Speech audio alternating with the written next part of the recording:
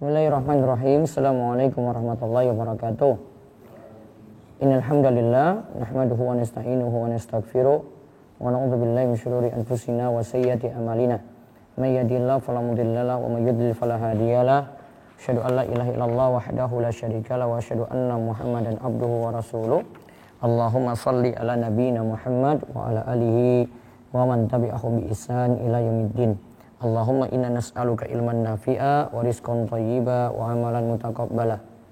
Segala puji kita panjatkan pada Allah, selawat dan salam semoga tercurah pada Nabi besar, Nabi agung, Nabi kita Muhammad sallallahu alaihi wasallam. Nah, kali ini kita berjumpa lagi di Ramadan ketiga. Semoga Allah memberkahi kita semuanya dalam kebaikan dan memberkahi kita juga di waktu pagi. Mudah-mudahan terus semangat, tidak mager, tidak malas gerak, dan konsen untuk mendengarkan kajian pada pagi ini. Mudah-mudahan kita mendapatkan kebaikan yang banyak dan mendapatkan faedah-faedah dari apa yang kita pelajari pagi ini. Masih dalam buku yang sama, kita kembali bahas panduan Ramadan kontemporer. Silahkan buku ini baiknya dijadikan panduan untuk memahami perihal seputar Ramadan. Ya, buku ini super lengkap karena bukan hanya masalah puasa dibahas, masalah sholat tarawih dibahas lengkap, kemudian masalah Lailatul Qadar, itikaf, zakat, ya, kemudian tentang akhir Ramadan itu ada Idul Fitri, sholatnya, kemudian puasa Syawal, dan Anda yang melakukan mudik juga memiliki bahasan yang menarik untuk dikaji, yaitu tips mudik penuh berkah. Nah, silakan miliki dan mendapatkan di Ruwaifi Store atau di Rumaiso Store, atau mendapatkannya di marketplace juga ada ya. Cari dengan cari di search, ada toko Rumaiso Store official atau Rumaiso Store di Shopee, Tokopedia, Bukalapak dan seterusnya, atau bisa juga lewat reseller dan agen kami, bisa lihat di ruwaifi.store. Nah, sekarang coba kita lihat mengenai bahasan yang kelanjutan, yang merupakan kelanjutan dari bahasan sebelumnya, itu tentang sholat tarawih. Ini pembahasan sholat tarawih bagian terakhir. Kita akan lihat di sini di halaman 179 ya, dari buku panduan Ramadan kontemporer ini, mengerjakan sholat tarawih bersama imam hingga imam selesai sholat, terus sholat tarawih bagi wanita, terus doa setelah sholat witir, sampai pada ada bacaan dalam sholat witir seperti Subhanal Malikul Quddus. Ya, kita akan lihat. Baik, di halaman 179 dibaca. Mengerjakan sholat tarawih bersama imam hingga imam selesai sholat. Nah, ini keutamaan orang yang mengerjakan sholat tarawih bersama imam hingga imam selesai sholat. Terserah imam itu kerjakan 11 atau 23. Karena pada kesempatan sebelumnya telah kita jelaskan, tidak masalah dengan jumlah rakaat berapapun, cuma masalah afdoliyah saja ya. Tetapi yang tepat kita katakan 11 itu boleh dikerjakan, yang 23 rakaat juga boleh dikerjakan. Nah, terus kita punya ada suatu anjuran, baiknya kalau imam selesai ya 11 ya selesaikan 11, kalau imam selesaikan 23 ya diikut juga 23, selama di antara jumlah rakaat ini dikerjakan dengan tumak nina, tidak terburu-buru, tidak tergesa-gesa. Nah, terus sudah selayaknya? Sudah selayaknya bagi makmum untuk menyelesaikan sholat malam hingga imam selesai, dan kuranglah tepat jika jamaah bubar sebelum imam selesai. Ya, jangan kuranglah tepat, walaupun mungkin niatannya saya mau sholat witir Ustadz sendirian di rumah karena malam masih mau sholat lagi. Nah, lebih bagus sholat bersama imam. Nah, Nabi SAW itu bersabda, innahu man qama ma'al imam hatta yansarifa kutiba lahu qiyamu lailatan. Siapa yang sholat bersama imam sampai ia selesai, maka ditulis untuknya pahala qiyam 1 malam penuh. Ya, siapa yang sholat bersama imam sampai imam selesai, maka ditulis untuknya pahala qiyam 1 malam penuh. Terus jika imam melaksanakan sholat taraweh ditambah sholat witir, makmum pun seharusnya ikut menyelesaikan bersama imam. Itulah yang lebih tepat. Ya, jika imam sampai sholat witir, maka ikutilah imam sampai witir. Dan ini perjuangan memang di malam hari, karena jihad seorang muslim di malam hari, dia ikuti imam, betah bersama imam sampai imam itu selesai. Nah, karena tujuan ini ya, baiknya juga nantinya imam tidak terlalu menyibukkan dengan hal yang lain, seperti misalnya terlalu memperlama untuk kultum taraweh. Biasanya antara sholat isya dan sholat tarawih itu ada kultum. Kadang kultum ini memberatkan karena waktu yang terlalu lama, sehingga jamaah sudah pada ngantuk, padahal seharusnya mereka masih bisa ikuti imam semangat. Tapi karena sudah ada kultum yang membuat mereka capek, kesel, yang ngantuk, ya akhirnya tidak konsen mereka untuk melaksanakan sholat tarawih. Baik menjadi imam, mohon bisa pertimbangan ya supaya mungkin kultum tarawih itu ditiadakan atau diundur setelah sholat tarawih, biar yang jadi inti itu mengerjakan sholat tarawih, bukan untuk mendengarkan kultum tarawih. Karena kultum tarawih itu bukan wajib, bukan syarat, bukan anjuran gitu ya. Tempatnya mungkin bukan di situ, nanti di kesempatan yang lainnya, karena memang malam hari orang butuh perjuangan untuk mengerjakan sholat tarawih biar tidak cepat ngantuk, ya biar terus semangat di malam itu ataupun malam-malam berikutnya. Nah sekarang untuk muslimah, sholat tarawih bagi wanita. Ya, para muslimah di sini bisa perhatikan bagaimana hukum sholat tarawih bagi wanita. Nah, dilihat jika menimbulkan godaan ketika keluar rumah, maka sholat tarawih di rumah lebih utama bagi wanita daripada di masjid. Hal ini berdasarkan hadis-hadis berikut ini.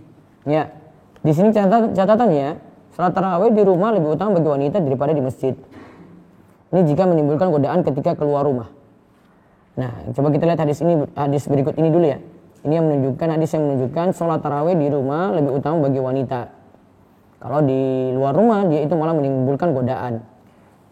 Sholatul mar'ati, kata Nabi SAW dalam hadis Ibnu Mas'ud, sholatul mar'ati fi baitiha afdalu min sholatiha fi hujratiha wa sholatuha fi makhdaiha afdalu min sholatiha fi baitiha. Sholat seorang wanita di kamar khusus untuknya lebih afdal daripada sholatnya di ruang tengah rumahnya. Sholat wanita di kamar kecilnya, tempat simpanan barang berharganya, lebih utama dari sholatnya di kamarnya. Nah lihat di sini ya, di sini sebutkan sholat wanita di kamar khusus untuknya, jadi paling dalam nih. Itu lebih afdol daripada sholatnya di ruang tengah, padahal masih tertutup juga mungkin ya. Dan sholatnya di kamar kecil, tempat simpanan barang berharganya lebih utama dari sholatnya di kamarnya. Mungkin di dalam kamar itu ada kamar lagi khusus, makin dalam makin afdal. Juga dari Ummu Salamah radhiyallahu anha, Rasulullah sallallahu alaihi wasallam bersabda dari istri Nabi Ummu Salamah, khairu masajidin nisa qa'ru buyutihin. Sebaik-baik masjid bagi para wanita adalah di bagian dalam rumah mereka. Nah, sebaik-baik masjid bagi para wanita adalah di bagian dalam rumah mereka. Terus istri dari Abu Humaid As-Sa'idi. Istri dari Abu Humaid As-Sa'idi yaitu Ummu Humaid pernah mendatangi Nabi Shallallahu Alaihi Wasallam lalu berkata, wahai Rasulullah, saya sangat ingin sekali sholat berjamaah bersamamu. Beliau Shallallahu Alaihi Wasallam lantas menjawab. Nah lihat di sini Ummu Humaid ini katakan dia senang untuk sholat berjamaah bersama Rasulullah. Ya siapa sih yang nggak senang berjamaah bersama Rasul? Nah wanita ini ingin sholat berjamaah bersama Rasul, artinya ingin pergi ke masjid kemudian sholat berjamaah bersama Rasul. Beliau Shallallahu Alaihi Wasallam lantas bersabda menjawab, qad alimtu annaki tuhibbina sholata ma'i wa sholatuki fi baitiki khairun laki min sholatiki fi hujratiki wa sholatuki fi hujratiki khairun min sholatiki fi dariki wa sholatuki fi dariki khairun laki min sholatiki fi masjidi qaumiki wa sholatuki fi masjidi qaumiki khairun laki min sholatiki fi masjidi. Aku telah mengetahui hal itu, bahwa engkau sangat ingin sholat berjamaah bersamaku. Namun sholatmu di dalam kamar khusus untukmu atau bait lebih utama dari sholat di ruang tengah rumahmu atau hujrah. Nah tadi dibandingkan ya, yang paling dalam lebih baik daripada yang di ruang tengah. Terus sholatmu di ruang tengah rumahmu lebih utama dari sholatmu di ruang terdepan rumahmu. Nah di tengah lebih baik daripada yang di depan, karena depan makin terlihat keluar nanti. Terus sholatmu di ruang luar rumahmu lebih utama dari sholat di masjid kaummu. Nah jadi kalau dia di ruang depan rumah lebih afdol daripada di masjid kaum. Terus sholat di masjid kaummu lebih utama dari sholat di masjidku ini, Masjid Nabawi. Sholat di masjid kaummu lebih utama dari sholat di masjidku ini. Kalau kita mau tarik tadi berarti sholat di kamar khusus bagi wanita lebih baik daripada sholat di Masjid Nabawi. Padahal sholat di Masjid Nabawi itu pahalanya 1000 kali lipat daripada di masjid lainnya. Tapi karena wanita diberikan keringanan dan dapat keutamaan seperti ini, dan untuk menjaga godaan wanita, maka Islam itu memberikan pahala yang besar ketika mereka sholat di rumahnya. Apalagi mau dibandingkan dengan masjid yang lainnya. Kalau dibandingkan dengan 27 derajat gimana Ustaz? Dia dapat atau tidak? Jawabannya dapat. Wanita itu akan tetap mendapatkannya kalau dia sholat di rumah. Bahkan kita ada katakan lebih. Karena dibandingkan dengan masjid saja lebih afdal dia sholat di rumah. Terus Ummu Humaid lantas meminta dibangunkan tempat sholat di pojok kamar khusus miliknya. Beliau melakukan sholat di situ hingga berjumpa dengan Allah atau meninggal dunia. Nah, dia terus melakukan ibadah ada musola khusus untuknya, terus di situ sampai ia meninggal dunia. Nah, sekarang jika wanita muslimah merasa tidak sempurna mengerjakan sholat taraweh tersebut di rumah atau malah malas-malasan, juga jika dia pergi ke masjid akan mendapat faedah lain bukan hanya sholat, seperti dapat mendengarkan nasihat-nasihat agama atau pelajaran dari orang yang berilmu, atau dapat pula bertemu dengan wanita-wanita muslimah yang solihah, atau di masjid para wanita yang bersua bisa saling mengingatkan untuk banyak mendekatkan diri pada Allah, atau dapat menyimak Al-Quran dari seorang qari yang bagus bacaannya. Maka dalam kondisi seperti ini, wanita boleh saja keluar rumah menuju masjid. Hal ini diperbolehkan bagi wanita asalkan dia tetap menutup aurat dengan menggunakan hijab yang sempurna. Nah, lihat dia menggunakan hijab yang sempurna. Itu memakai jilbab dan menutupi seluruh tubuhnya selain wajah dan telapak tangan. Nanti bisa dapati penjelasan tentang masalah menutup aurat ini di buku kami Perhiasan Wanita. Nanti bisa cari di toko yang kami sebutkan di awal tadi, di awal video. Terus keluar tanpa memakai harum-haruman atau parfum. Nah, wanita juga kalau mau pergi ke masjid tanpa memakai wangi-wangian atau parfum. Ini juga ada di buku kami Perhiasan Wanita. Kenapa? Alasan-alasannya ada di dalam buku tersebut dijelaskan. Dan keluarnya pun dengan izin suami. Nah, keluarnya pun itu dengan izin suami. Tadi tentang larangan memakai parfum ya bagi wanita ketika menuju masjid di poin catatan kaki 297. Jika salah seorang di antara kalian ingin mendatangi masjid maka janganlah memakai harum-haruman. Ini untuk perempuan. Terus Apabila wanita berkeinginan menunaikan sholat jamaah di masjid setelah memperhatikan syarat-syarat tadi, hendaklah suami tidak melarangnya. Nah, kalau syarat-syaratnya terpenuhi dan dia ingin melaksanakan sholat jamaah di masjid, karena tadi alasannya ya, kayaknya di masjid lebih banyak manfaat, lebih khusyuk, dia lebih banyak dapat faedah, ya sudah dia pergi ke masjid. Suami tidak melarang, karena Nabi SAW bersabda, la tamna'u nisa'akumul masajida wa buyutuhunna khairul lahun. Janganlah kalian melarang istri-istri kalian untuk ke masjid, namun sholat di rumah mereka para wanita tentu lebih baik. Ya, janganlah kalian melarang istri-istri kalian untuk ke masjid, namun sholat di rumah mereka para wanita tentu lebih baik. Terus beliau sallallahu alaihi wasallam juga bersabda, idza sta'dzanakum nisa'ukum ilal masajidi fa'dzanu lahun. Jika istri kalian meminta izin pada kalian untuk ke masjid, maka izinkanlah mereka. Nah, jika istri kalian meminta izin pada kalian untuk ke masjid, maka berilah izin kepada mereka. Terus dari penjelasan para ulama di atas, dapat kita simpulkan bahwa sholat taraweh untuk wanita lebih baik adalah di rumahnya, apalagi jika dapat menimbulkan fitnah atau godaan. Lihatlah, Nabi SAW masih mengatakan bahwa sholat bagi wanita di rumahnya lebih baik daripada di masjidnya, yaitu Masjid Nabawi. Lihatlah, Nabi SAW masih mengatakan bahwa sholat wanita di rumahnya lebih baik daripada di masjidnya, yaitu Masjid Nabawi. Ya. Jadi kalau kita rinci, sholat tarawih bagi wanita, kita rinci jadi dua. Yang pertama, kalau dia menimbulkan godaan ketika keluar rumah dan bisa mengerjakan sholat di rumah, maka lebih bagus di rumah. Namun kalau di masjid dia merasa ada manfaat, kalau di rumah dia jadi ngantuk, tidak melaksanakan sholat tarawih, kurang khusyuk, bacaannya masih sedikit, dia bisa dapat manfaat di masjid, maka silakan ke masjid. Tapi dengan memenuhi syarat-syarat. Ya. Namun yang jelas, karena ada hadis tadi katakan, la tamna'u nisa'akumul masajida wa buyutuhunna khairul lahun. Janganlah mencegah istri-istri kalian ke masjid, tetapi ingat rumah mereka lebih baik bagi mereka. Maka tetap rumah lebih baik. Nah, sekarang kita lihat bahasan terakhir, doa setelah sholat witir. Di sini tidak kita bahas doa setelah sholat tarawih atau antara sholat tarawih, itu ada 2 atau 4 gitu. Nanti ada bahasan sendiri atau bisa lihat nanti di rumaiso.com ya. Tadi bagian akhir dari sini saya ada kritikan itu. Iya. Ada di halaman 295 dari buku ini. Doa antara salat tarawih itu dari hadis dhaif. Ini kita akan bahas ya. Doa antara dua salat tarawih itu dari hadis dhaif. Nah, maka saya tidak bahas itu. Yaitu doa yang biasanya tersebar itu asyhadu alla ilaha illallah wa astaghfirullah as'alukal jannah wa a'udzubika minan nar. Nah, ini dari hadis dhaif. Di antaranya yang mendhaifkannya adalah Syekh Al-Albani dan ulama besar yang lainnya. Nah, sekarang kita lihat doa setelah sholat witir. Ada dua doa yang bisa diamalkan sebagai berikut. Subhanal malikil quddus. Subhanal malikil quddus. Subhanal malikil quddus. Di ucapan yang ketiga lebih keras.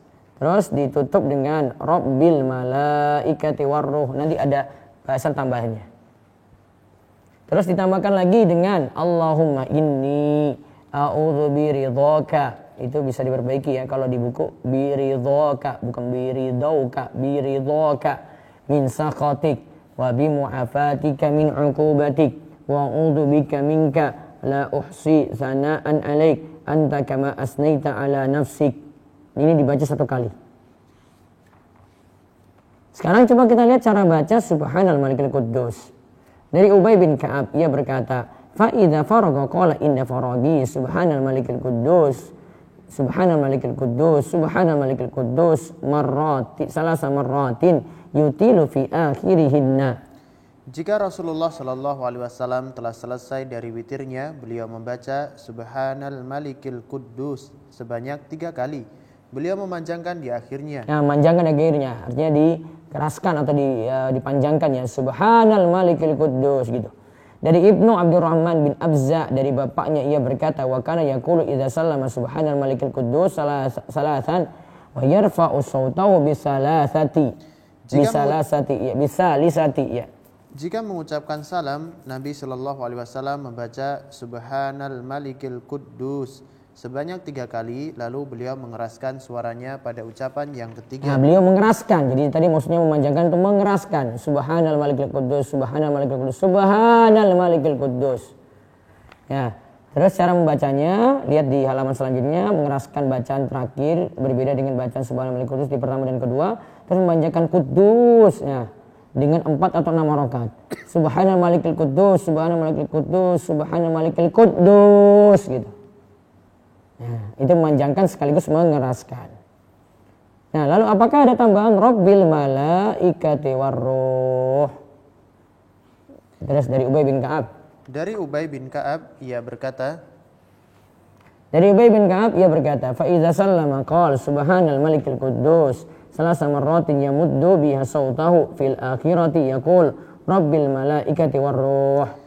Jika Nabi Shallallahu Alaihi Wasallam mengucapkan salam, beliau mengucapkan Subhanal Malikil Quddus sebanyak 3 kali dan di suara ketiga beliau memanjangkan suaranya, lalu beliau mengucapkan Rabbil Malaikati Warruh. Ya, terus ada catatan di bawahnya.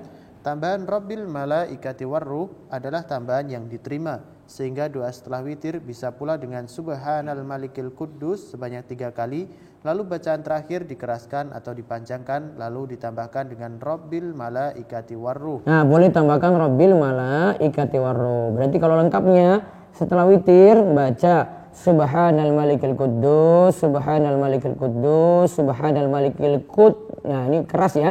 Yang ketiga, Subhanal Malikil Quddus, Rabbil Malaikati Warruh. Terus tambahkan tadi, Allahumma inni a'udzu biridhaka min sakhatik wa bimu'afatika min 'uqubatik wa a'udzu bika minka la uhsi tsana'an 'alaik anta kama asnaita 'ala nafsik. Wallahu a'lam bishawab. Nah, ini yang kita bahas pagi ini. Pada pertemuan berikutnya insyaallah kita bahas tentang Lailatul Qadar. Monggo jika ada yang mau bertanya, kami buka dulu dari Zoom. Sambil bagi rekan-rekan yang ingin bertanya lewat YouTube ataupun Facebook ataupun Instagram kami, nah silakan untuk bertanya, tuliskan di kolom komentar. Monggo silakan dari Zoom, monggo. Di chat dulu. Chat dulu ya.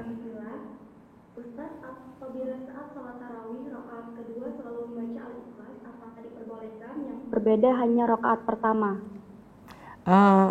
Saya takut ini dianggap istimewa ya atau dikhususkan ya. Baiknya diganti seperti itu, tidak dikhususkan surat Al-Ikhlas setiap rakaat kedua ya. Walaupun secara hukum sah sholatnya, tapi kalau ada cara yang lebih baik ini lebih bagus ya. Wallahu a'lam. Berikutnya lagi. Ustadz, setelah sholat isya, saya langsung sholat witir tanpa jeda zikir terlebih dahulu. Apakah sholat saya sah, Ustadz? Kalau di luar bulan Ramadan berarti ini ya, boleh seperti itu. Tapi baiknya setelah sholat isya, terus zikir, ba'diyah isya dulu, baru kemudian sholat witir. Ya, berikutnya lagi. Ustadz, apakah boleh sholat isya di rumah sendirian lalu ke masjid untuk sholat tarawih berjamaah? Dan apa hukumnya tadarus yang dimasukkan ke speaker untuk wanita? Berarti yang tanya ini wanita ya. Kalau untuk seperti itu boleh. Dia sholat isya di rumah, tarawih di masjid boleh. Terus pertanyaan kedua, tadarus bagaimana tadi? Bagaimana hukumnya tadarusan dan dimasukkan ke speaker untuk wanita? Masukkan ke speakernya ini baiknya tidak. Ya kalau tidak ada manfaat ya tidak perlu seperti itu ya. Kalau misalnya dia kasih ceramah terus itu sama wanita yang lainnya itu mau dengar terus tidak menimbulkan fitnah ya nggak apa-apa gitu. Tapi kalau sekadar kayak begitu baiknya dihindari saja. Dan apalagi ditambah lagi kalau suara tadarus itu ke speaker luar itu agak mengganggu ya. Baiknya cuma untuk dalam masjid saja. Ya terus ada lagi dari chat dulu. Ustadz, jika di tempat Ana banyak zikir bersama, lalu ada istirahat setiap 2 rakaat salam, bolehkah Ana hanya diam saja tidak mengikuti? Apakah Ana juga ikut berdosa? Ya, diam saja tidak diikuti, itu sudah lebih baik ya. Dan itu tetap masih dibolehkan sholat di situ, asalkan ya amalan yang tidak ada tuntunan tadi tidak perlu diikuti. Wallahu a'lam. Ustadz, jika rindu sekali ingin sholat di masjid, diperbolehkan dan diajak oleh suami, tapi kendalanya masjid yang mengadakan tarawih bukan masjid sunnah, masih ada doa bersama, kultum, dan lain-lain. Apakah diperbolehkan, Ustadz? Boleh saja, nanti ambil manfaatnya yang lainnya, yaitu manfaat sholat berjamaahnya. Kultumnya tadi masih boleh ya, tapi kalau saya sih cuma saran ditaruh di akhir gitu, setelah sholat tarawih. Tapi kalau pilihan takmir ya beda-beda gitu. Ya, yang jelas yang amalan tidak tuntunan bukan berarti kita tidak boleh sholat di situ ya. Boleh, tapi kita menghindari amalan yang tidak ada tuntunannya tadi. Terus silakan lagi dari chat dulu. Ustadz, jika dalam keadaan junub, bolehkah membaca Al-Quran terjemah? Dan bolehkah seorang yang sedang haid berziarah ke kuburan? Wanita haid berziarah ke kuburan masih boleh. Terus yang pertama tadi apa? Baca Al-Quran terjemah? Jika dalam keadaan junub, bolehkah membaca Al-Quran terjemah? Kalau dalam keadaan junub tidak boleh baca Al-Quran. Kalau dalam keadaan haid masih boleh baca Al-Quran. Kalau dalam keadaan junub tidak. Baik, bisa yang raise hand.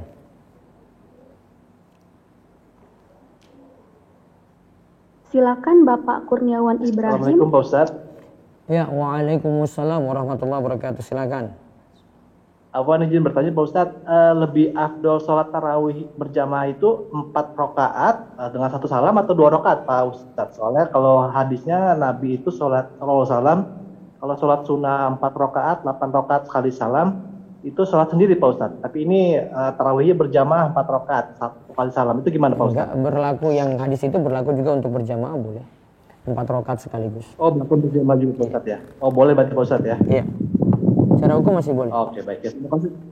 Terima kasih Pak Ustadz. Syukran wa jazakallahu khair. Selanjutnya silakan Ibu Salma. Iya, Assalamualaikum warahmatullahi wabarakatuh, Ustadz. Ya, waalaikumsalam warahmatullahi wabarakatuh. Izin Ustadz tanya di luar topik. Ya. Ya, Ustadz, jadi saya itu disuruh sama suami saya untuk S2 dan ya di beasiswa ke luar negeri, tapi kondisinya sekarang saya sedang hamil usia 8 bulan, mau masuk 9 bulan dan ya kurang fit juga, tapi suami menuntut untuk belajar dan cari beasiswa, dan sedangkan saya juga nggak tahu nanti plannya ketika misalnya dapat beasiswa nanti anaknya gimana, keluarganya gimana, jadi saya harus gimana ya Ustadz ya kira-kira? Saya sekaligus beri saran pada suami, timbang-timbang dulu masalah untuk anak gitu. Kita itu lebih butuh, Bu, pendidikan itu anak dididik di dalam rumah, Bu. Ibu-ibu ini jangan keluar dulu kalau selama anak ini butuh dididik. Kita mau mengharapkan dari siapa lagi kalau tidak dari ibu-ibu di rumah gitu. Coba lihat yang anak-anaknya tidak terurus di dalam rumah. Itu gimana coba? Sayang sekali gitu. Mudah-mudahan suami dengar. Saya sepemikiran dengan Ustadz, tapi suami saya cukup keras kepala dan saya selalu agak-agak cekcok jadinya Ustadz karena beda pendapat. Ya, beritahu baik-baik aja, Bu. Saya lebih milih seperti ini, alasannya kayak begini, ini masalah untuk anak. Anak ini jalan menuju surga, terus ini jadi amal jariah, masa mau disia-siakan cuma sekadar kerja S2, padahal itu juga tidak wajib. Menuntut ilmu sampai S2, S3, sampai profesor itu nggak wajib, Bu. Itu cuma sekadar orang cari gelar, kalau zaman sekarang ya gelar, strata, ya pujian, seperti itu. Kalau tidak ada kepentingan ya enggak. Dan jalan orang bahagia atau mau sukses pun itu nggak mesti sampai S3. Ada yang nggak sekolah cuma ya lulus SMA saja. Dan coba lihat para YouTuber itu, dapat duit juga dapat itu. Apa sih yang mau dikejar gitu? Iya benar Ustadz.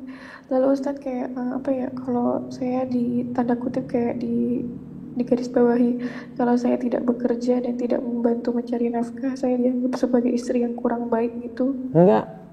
Anda punya hak untuk dapat nafkah dari suami, bukan Anda yang cari nafkah bantu suami, bukan. Salah persepsi. Bagaimana ya cara bilangnya Ustadz ya? Iya, beritahu saja baik-baik, Bu. Wanita itu bukan disuruh kerja terus nanti bantu suami, enggak. Suami yang nyari. Istri punya tugas untuk bangun dalam rumah, Bu. Sepertinya orang Indonesia ini belum memahami ini rata-rata gitu. Pokoknya kita kerja bareng-bareng untuk hidupin bareng-bareng, enggak. Suami kerja di luar, itu cari nafkah, istri dalam rumah, didik anak-anak dengan baik. Nah, itu tuh dua-duanya jalan gitu. Kalau semuanya keluar, anak ditinggal, ya sudah anak terlantar itu. Mau dapat amal jariah bagaimana? Baik, terakhir Ustadz, misalnya kalau saya tidak mengikuti kata-kata suami saya tersebut, hukumnya gimana ya?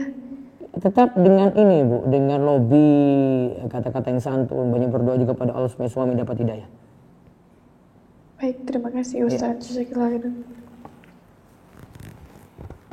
Selanjutnya silakan Ummu Salma. Assalamualaikum Ustadz. Ya, waalaikumsalam warahmatullahi wabarakatuh. Silakan. Saat sholat berjamaah terkadang imam itu beda-beda dalam membaca Al-Fatihah, kadang bismillahnya kadang dibaca, kadang tidak. Sedangkan kita setelah doa iftitah lanjut ke basmalah. Jadi sholat kita gimana ya Ustadz? Kan kita duluan baca basmalahnya. Lalu imam sudah Al-Fatihah langsung alhamdulillahirabbil alamin gitu Ustadz. Boleh seperti itu, boleh juga dia menjahirkan basmalah. Dua-duanya boleh, Bu. Ya maksudnya kitanya mendahului imam. Enggak, ibu cuma dengar saja. Dengar, bacaan ibu jadi bacaan makmum. Ibu cuma dengar saja. Bisa kalau Iya. Satu lagi dari Resen, baru saya beralih ke Instagram dan YouTube. Silakan Ummu Zahra Rumaisa. Bismillah, Assalamualaikum Ustadz. Ya, waalaikumsalam warahmatullahi wabarakatuh. Silakan Ummu Zahra. Mau nanya kalau hadas junub itu kan mandi pas azan subuh masih boleh ya Ustadz. Kalau misalnya hadasnya karena mens udah mau puasa tapi belum mandi pas azan subuh itu masih boleh juga? Masih boleh puasa. Masih boleh. Ya. Jadi mandinya setelah azan juga nggak apa-apa ya Ustadz? Nggak apa-apa. Terus kalau misalnya doa anak Ustadz, saya kadang pegang Al-Quran atau enggak juz Al-Fa itu harus wudu dulu atau enggak ya Ustadz? Harus apa? Harus wudu dulu atau tidak? Murojaah anak, karena saya nggak hafal suratnya. Kalau ibu pegang mushaf yang model bagaimana? Terjemahan atau mushaf bahasa Arab? Kadang terjemahan, kadang mushaf aja gitu tanpa terjemahan. Afdolnya tetap ibu berwudu, Tapi kalau ibu pakai terjemahan memang tidak disyaratkan untuk berwudu, tapi afdolnya berwudu karena ibu baca Al-Quran.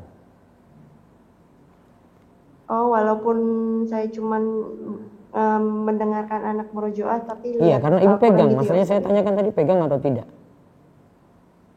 Pegang, heeh. Iya. Oh gitu. Kalau misalnya juz alma berarti nggak perlu ya Ustaz? Juz amma ya Atau tergantung yang di handphone? itu model Al-Quran bahasa Arab semua atau ada terjemahan. Ada terjemahannya Ustaz? Kalau ada Juz terjemahan alma. tidak masalah dipegang. Baik. Satu lagi Ustaz, ini ada titipan pertanyaan yang soal donasi sumur bor itu ada nomor WhatsApp-nya nggak ya Ustaz? Ada Soalnya belum 0823 Ada ya, 139 Ustaz? 50 500. 0823 139 maaf 50 Ustaz, 500. tolong diulang. 0823 50 0823 139 ya, 50 500. ya. Baik, baik Ustaz. Ya, Gitu ya. Baik, sebentar saya baca dulu lewat Instagram. Ini dari beberapa pendengar lewat Instagram. Saya membaca doa sholat witir yang Allahumma inni a'udzu biridhaka min sakhatik tersebut dan seterusnya dibaca ketika mau salam, bolehkah? Boleh juga. Tapi kalau mau afdal bacanya setelah salam saja. Terus adakah doa dan zikir sahih sesudah tarawih? Wallahu a'lam, saya tidak mengetahui dalilnya. Yang ada setelah witir. Pagi ini mikrofon yang digunakan Ustaz terdengar sengau atau kurang bagus. Kita-kita yang diucapkan sering tidak jelas. Kenapa? Ada masalah? Nanti dicek ya. Ustaz, bagi wanita lebih baik sholat tarawih berjamaah di masjid atau sholat sendiri di rumah. Tadi kesimpulannya ya tergantung kondisi wanita. Kalau dia nganggap lebih afdol itu di masjid karena lebih khusyuk, lebih banyak faedah, maka dia ke masjid. Namun kalau mau dibilang lebih baik ya di rumah. Selesai witir di tempat saya, doa yang tadi disebutkan dipimpin oleh imam. Kalau memang belum hafal, imam boleh memimpin supaya jamaah itu hafal. Karena rata-rata jamaah kita masih awam, belum hafal. Salat tarawih ini dari Ceca Yeni. Ketika sholat tarawih imamnya cepat, lalu kemudian makmum belum selesai bacaan doa-doa waktu sholat, itu sah apa tidak sholatnya Pak Ustadz? Tergantung di sini. Kalau kadar tumaknina sudah terpenuhi maka sholatnya sah. Kadar tumaknina itu sekali baca tasbih. Kalau itu terpenuhi maka sholatnya itu sah. Dari Misa Fatoni, Assalamualaikum Ustaz. Waalaikumsalam warahmatullahi wabarakatuh. Bagaimana masjid di kami ketika sholat tarawih ada jeda, itu ada zikir-zikir dan doa dari Bilal. Tadi sudah disebut ya. Seperti ini tidak ada dalil khusus. Kalau sholat wanita di rumah dari Salma Nabila.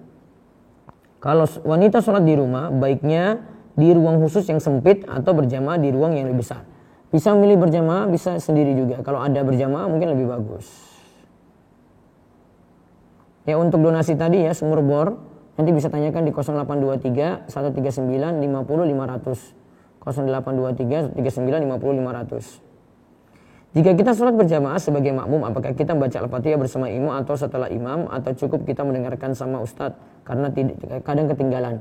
Jadikan saja, kalau saya lebih memilih pendapat bacaan imam itu jadi bacaan untuk makmum.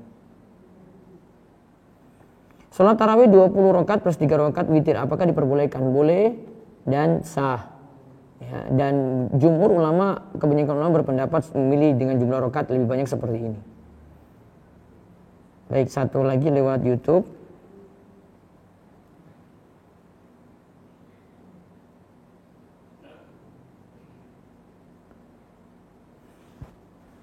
Apa hukumnya, ini dari Santi Setiorini, apa hukumnya setelah sholat isya berganti tempat untuk lanjut sholat tarawih masih dalam satu shaf?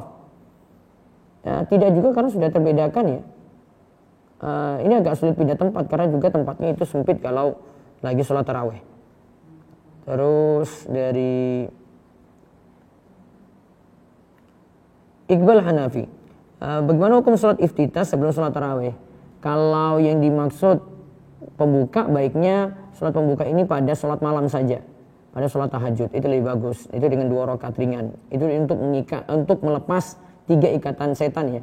Karena 3 ikatan setan ketika bangun tidur itu ada di tengkuk, terlepas dengan orang itu bangun baca zikir, terus berwudu, kemudian kerjakan sholat ringan.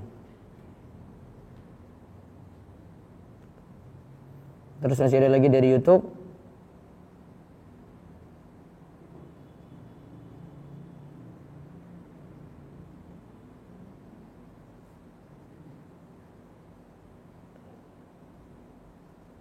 Apakah boleh seorang ibu mengimami sholat fardu dan tarawih bagi anak lakinya yang belum balik?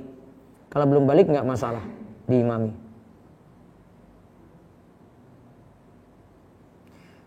Baik, balik lagi ke Resen, silakan. Di Zoom. Silakan Umu Kansa. Assalamualaikum warahmatullahi wabarakatuh, Ustaz. Waalaikumsalam warahmatullahi wabarakatuh. Nah, izin bertanya Ustaz, kalau wanita haid pada saat ronggakan bacaan juznya supaya target khatam selesai, boleh nggak Ustaz? Nanti baca saat haid bisa tempuh 3 solusi berikut ya Bu ya. Yang pertama baca dari Al-Quran terjemahan. Yang kedua baca dengan Al-Quran mushaf Arab tetapi pakai sarung tangan. Yang ketiga bisa baca Al-Quran dari HP. Berarti tetap lanjut nggak masalah ya? Tetap lanjut nggak masalah. Intinya wanita haid masih boleh baca Al-Quran, tapi tidak boleh menyentuh. Nah, ya, selanjutnya Ustadz, doa setelah witir tadi itu berlaku selama Ramadan saja atau setiap sholat witir di luar Ramadan? Setiap juga? Ibu sholat witir di luar bulan Ramadan termasuk. Oh, nah. Ya, satu lagi Ustadz, ya. Nah, ini di luar tema. Kalau misalnya suami saya itu kan memberi uang bulanan, lalu tapi beliau nggak bilang ini untuk kebutuhan pribadi istri, lalu istri menyisihkan sebagian untuk disimpan sebagai keperluan istri. Apakah itu bisa dianggap termasuk uang istri, Ustadz? Suami mempermasalahkan seperti itu enggak?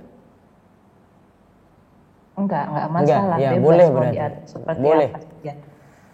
Berarti termasuk uang istri yang bisa dipakai. Iya, boleh. Kalau misalnya mau dipakai untuk apa-apa perlu izin juga nggak Ustaz? Iya, boleh. Dia tidak perlu minta izin juga kalau sudah jadi dia nganggap miliknya, Bu. Oh, berarti boleh Ustaz ya disisihkan sedikit boleh. Untuk istrinya gitu? Iya, boleh. Oh, baik. Jazakallahu khairan Ustaz. Assalamualaikum warahmatullahi wabarakatuh. Ya, waalaikumsalam warahmatullahi wabarakatuh. Ya, berikutnya lagi dari Resen, silakan di Zoom.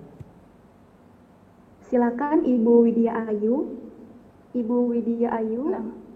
Assalamualaikum Ustaz. Waalaikumsalam warahmatullahi wabarakatuh. Kami izin bertanya Ustaz, saat menjadi makmum itu apakah kita cukup dengar dan hayati saja bacaan imam atau apa boleh kalau misalnya saat imam baca surat pendek itu kita menghayatinya dengan artinya dalam bahasa Indonesia itu Ustaz? Cukup menghayati saja dengan yang Ibu pahami, renungkan ayatnya gitu. Nah, Ustaz. Satu lagi Ustaz, masalah berpindah tempat saat sholat rawatib dan sholat wajib itu kenapa ya Ustaz? Maksudnya saya sering tanya ke teman-teman juga. Iya, itu dalilnya ada. Di antara tujuannya kata Imam Ibnul Qayyim untuk memperbanyak tempat sholat, dan yang kedua untuk membedakan antara sholat wajib dan sholat sunnah. Jadi harus berpindah ya Ustaz atau enggak wajib? Sunnah, disunahkan berpindah. Atau dipisahkan dengan zikir saja sudah cukup. Ada 2 cara untuk memisahkan ya. Yang pertama dengan berpindah tempat, yang kedua memisahkan dengan zikir. Karena kalau kita sudah baca zikir, berarti sudah tahu di situ ada perbedaan antara sholat wajib dan sholat sunnah, karena sudah ada jarak. Nah Ustaz, baik. Kalau untuk yang sholat rawatib subuh itu Ustaz kan itu nggak ada tuh Ustaz zikir setelah qobliyah. Ini yang biasanya disuruh pindah itu kalau berpindah dari sholat wajib ke sholat sunnah, Bu. Kalau dari sholat sunnah ke sholat wajib nggak masalah. Oh, nah. Iya. Baik Ustaz. Jazakallahu khair Ustaz. Iya.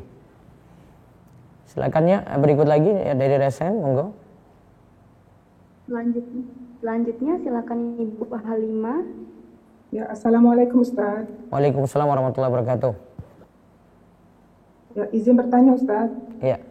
Tentang sholat tarawih Ustaz. Kan sholat tarawih kan 2-2 gitu ya Ustaz ya. Iya. Setelah salam 2 itu baca zikir astagfirullah astagfirullah gitu gak Ustaz? Tidak juga, Bu. Kalau saya sih menganggapnya itu zikir sholat wajib. Tapi kalau itu Ibu mau lakukan sholat sunnah juga, se-Ibnu Bas masih boleh. Tapi kalau saya tidak praktekkan gitu. Kalau mau zikir sholat sunnah, cari zikir yang khusus. Kayak tadi setelah witir, Subhanal Malikul Quddus. Oh, jadi kita nggak baca apa? Baca zikir bebas gitu. Atau Ibu langsung berdoa. Oh, nggak langsung sholat witir Ustaz ya? Misalnya selesai Ibu, tarawih, makanya tanyanya jelas Bu. Kalau antara sholat tarawih ke sholat witir tidak ada zikir khusus. Saya sudah jelaskan di pertemuan sebelumnya. Yang maksud saya, ya. Kan 2 rakaat gitu Ustaz. Jadi iya, tidak ada zikir khusus, bebas zikirnya Bu. Nggak boleh Ibu tetapkan zikir khusus. Oh, begitu. Oh, tidak sama dengan sholat wajib. Beda. Oh iya. Satu lagi Ustaz. Iya. Saya kan ikut tadarusan Ustaz ya. Tadarusan dari jam 5 sampai jam 8 Ustaz. Iya. Sedang di tempat saya itu jam 5, kira-kira jam setengah 6 itu sudah suruk Ustaz. Itu gimana Ustaz? Saya mau sholat suruk. Bolehkah kita minta izin sama enggak mesti kayak gitu Bu. Sholat suruk apa kita? Kayaknya sholat suruknya Ibu ini kurang paham ini. Sholat suruknya itu enggak mesti pas suruk Ibu langsung sholat, enggak. Misalnya ini ya, saya ini lagi kajian ini ya. Saya enggak tunggu suruk langsung saya kerjakan, itu enggak. Saya boleh tunda itu setelah setengah jam lagi dari waktu terbit matahari, boleh saja. 1 jam setelah terbit matahari boleh saja. Yang penting kan saya diam di masjid sampai matahari meninggi. Wah, ini matahari sudah tinggi banget. Ya sudah, kerjakan langsung sekaligus. Jadi bukan nanti pas waktu suruk langsung Ibu minta izin untuk sholat suruk. Enggak. Paham Bu? Maaf Ustadz, yang saya tanyakan itu bolehkah kita minta izin itu? Karena di sini kalau seandainya Ibu undur jam 8 tadi bagaimana? Selesai tadarus. Iya, selesai tadarus. Jadi selesai tadarus, walaupun itu kayaknya udah sholat suruk itu maksudnya? Iya, makanya kan saya jelaskan tadi Bu. Ibu kayaknya sholat suruknya bukan maksud kayak begitu. Yang penting berdiam sampai matahari meninggi. Kalau matahari sudah meninggi lagi ya nggak apa-apa. Karena sholat suruk juga bisa dimaksudkan itu sholat duha. Ya sekaligus dapat duha situ. Dan Ibu dapat keutamaan diam di tempat sholat sampai matahari meninggi.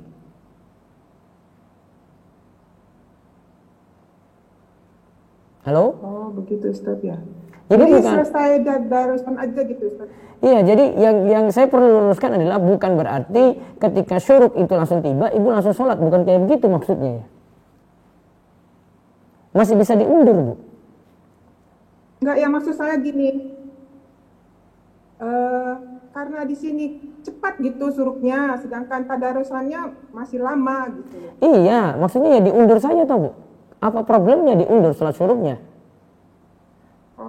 Sepertinya Ibu punya pemikiran adalah misalnya jam 6 itu sholat syuruk berarti harus jam 6 gitu.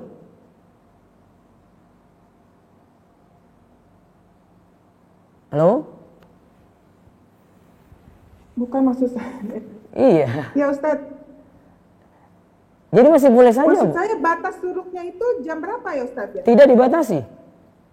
Nggak ada batas Ustadz ya? Enggak. Oh begitu ya.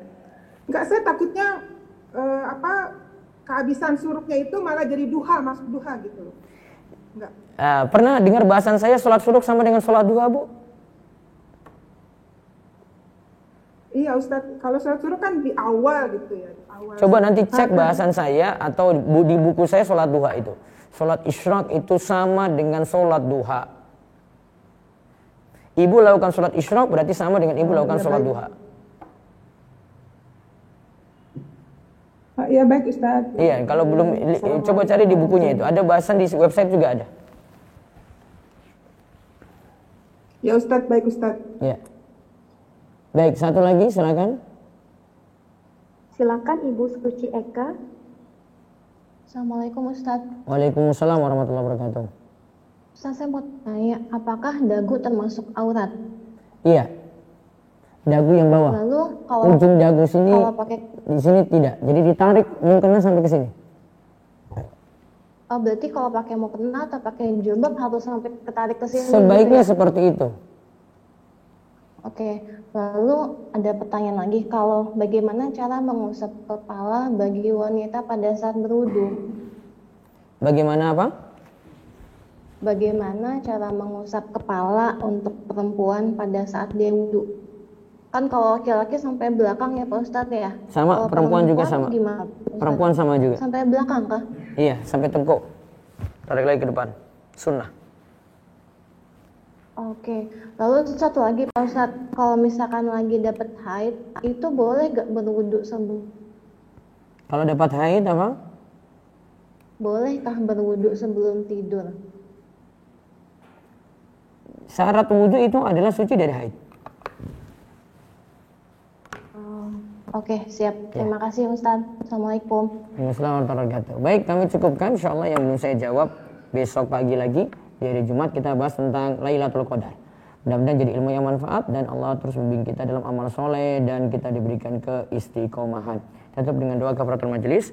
Subhanakallahumma bihamdika asyhadu an la ilaha illa anta astaghfiruka wa atubu ilaik. Assalamualaikum warahmatullahi wabarakatuh.